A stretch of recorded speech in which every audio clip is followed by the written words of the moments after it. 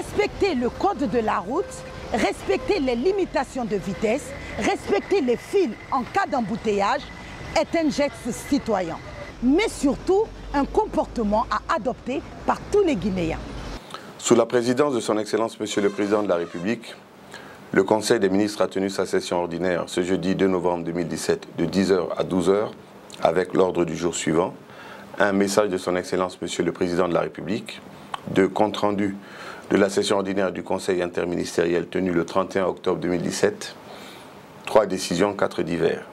Au titre du premier point de l'ordre du jour, Monsieur le Président de la République a exprimé toute sa compassion aux familles de victimes du chavirage de bateaux intervenu au large des côtes marocaines avec des victimes guinéennes. Le chef de l'État a rappelé au ministre de la Pêche de poursuivre les réformes de ce secteur en se basant sur les recommandations issues des États généraux.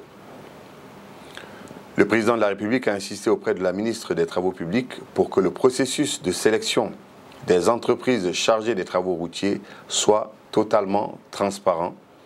Il a recommandé la plus grande vigilance vis-à-vis des entreprises qui avaient déjà été défaillantes sur des marchés précédents.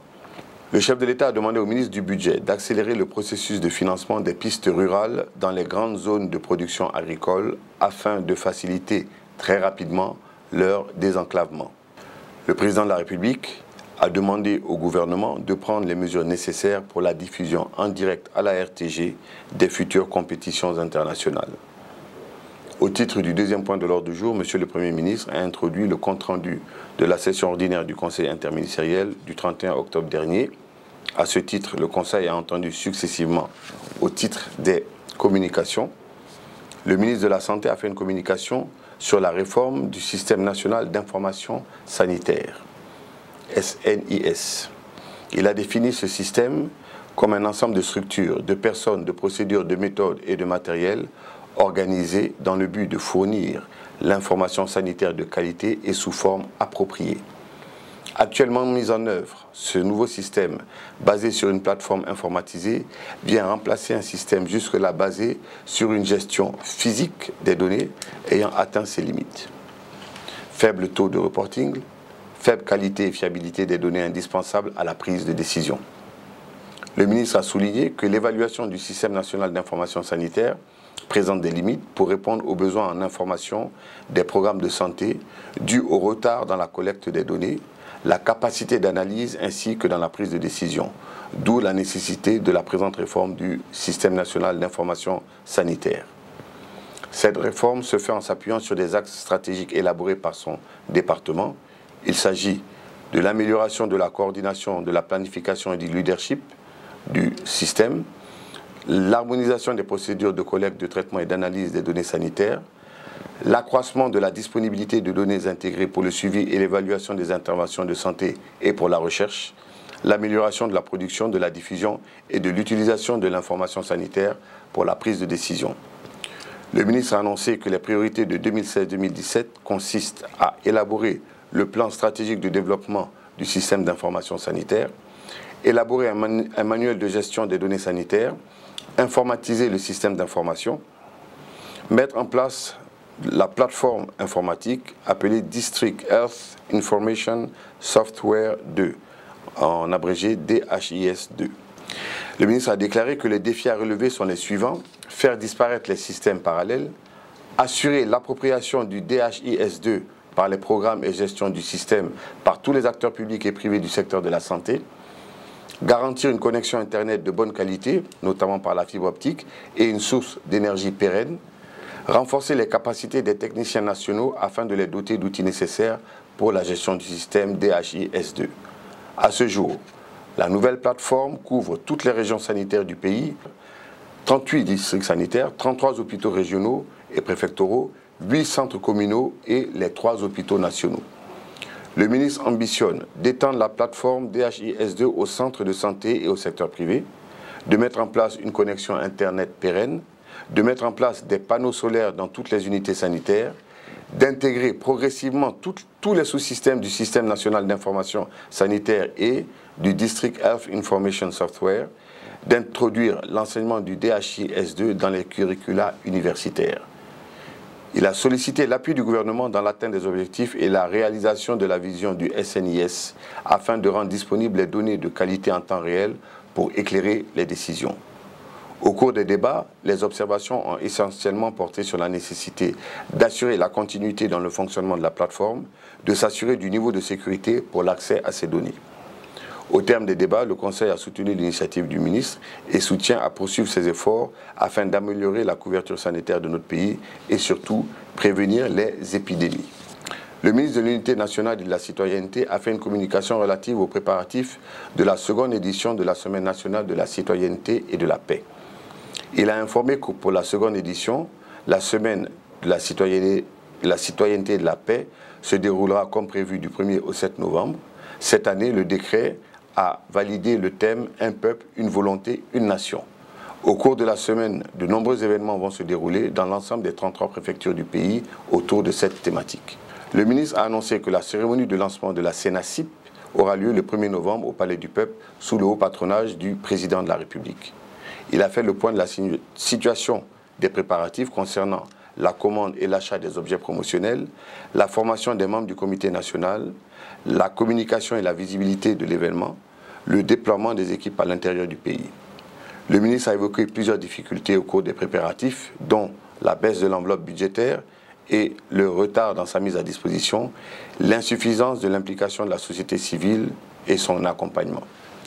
Le ministre a sollicité l'appui et l'implication du gouvernement dans la réussite de cet événement afin que l'idée de nation guinéenne devienne une réalité dans notre pays. Au cours des débats, les observations essentielles ont porté sur la nécessité de faire coïncider cette fête avec la fête de l'indépendance pour les prochaines éditions, la nécessité de mettre à disposition du ministère le budget de l'événement à bonne date et de permettre au ministère de travailler avec sérénité. La nécessité d'engager les demandes de sponsoring pour la 3e édition de la semaine de citoyenneté afin de soulager le budget de l'État. Au terme des débats, le Conseil félicite le ministre pour le niveau d'avancement de l'organisation et l'invite à poursuivre les préparatifs de la semaine. Il a encouragé les membres du gouvernement à s'impliquer pleinement dans l'organisation de la semaine de la citoyenneté. Au titre du compte-rendu, le ministre du Budget a fait un compte-rendu relatif à la première revue annuelle des établissements publics administratifs de l'État. Il a indiqué que son compte-rendu a pour objet de rappeler le cadre légal et réglementaire en matière de gouvernance des EPA en République de Guinée, présenter les principales faiblesses identifiées dans la gestion des EPA, partager avec les membres du gouvernement le contenu du plan d'action à mettre en œuvre. Le ministre a rappelé que les établissements publics administratifs assurent des missions d'intérêt général qui couvrent les secteurs sociaux du développement durable, des mines, de l'énergie, de l'hydraulique, des transports, des travaux publics, de la formation, etc. Ils sont régis par la loi 075 du 30 décembre 2016 portant gouvernance financière des sociétés et établissements publics de l'État. Le régime budgétaire et financier est encadré par la loi organique 012 du 6 août 2012 relative aux lois de finances et par le décret 015 du 15 janvier 2013 portant règlement général sur la gestion budgétaire et la comptabilité publique.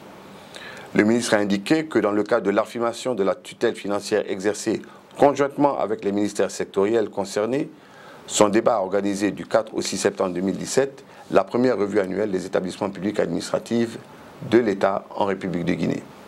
Cette revue a permis de relever plusieurs insuffisances, dont, entre autres, l'inexistence de textes d'application de la loi 075 relative à la gouvernance des EPA, l'absence de manuel de procédure administrative, financière et comptable, le manque de visibilité sur le personnel et dans le recrutement des agents contractuels, la faiblesse des mécanismes de supervision et de contrôle, l'absence de conseil d'administration dans la plupart des EPA, les difficultés d'accès aux subventions dans les délais requis, l'absence de reddition de comptes. Le ministre a soutenu que pour corriger progressivement ces insuffisances, un plan d'action a été élaboré et structuré autour de plusieurs objectifs, aussi bien au plan institutionnel et réglementaire, de renforcement de l'exercice de la tutelle, qu'au plan de renforcement des capacités des acteurs. Il a sollicité la collaboration de l'ensemble des ministres pour la validation de la liste des EPA relevant de leur tutelle et la transmission de leurs textes normatifs dans les meilleurs délais.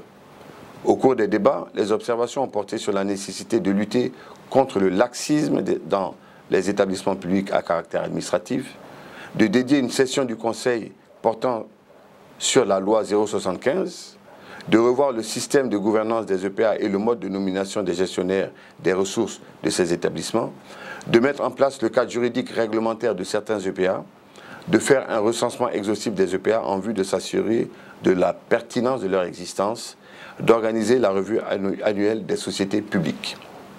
Au terme du débat, le Conseil a soutenu l'initiative et invité le ministre à poursuivre la réforme afin de ramener les établissements publics dans le respect de l'orthodoxie financière et des textes les régissant. À l'issue des débats sur les différentes questions suscitées, le Conseil a décidé ce qui suit. 1. Le Conseil soutient le système national d'information sanitaire du ministère de la Santé et l'invite à poursuivre les efforts pour le pérenniser. Le Conseil lui demande de présenter un coût d'exploitation à long terme de l'ensemble du projet. 2. Le Conseil approuve la réforme initiée par le ministère du Budget afin de ramener les établissements publics administratifs de l'État dans le respect de l'orthodoxie financière et des textes les régissant. Le Conseil invite le ministre à établir la liste exhaustive des EPA afin de procéder à une revue et prendre les décisions pertinentes concernant leur existence et leurs organes dirigeants. Au titre des divers, le Conseil a été informé du lancement des États généraux de la sécurité routière le lundi 6 novembre 2017. Le Conseil des ministres. Veillez à regrouper ces ordures et les faire évacuer par les entreprises de nettoyage. Éviter de les jeter dans les fossés et sur les voies publiques est un geste citoyen.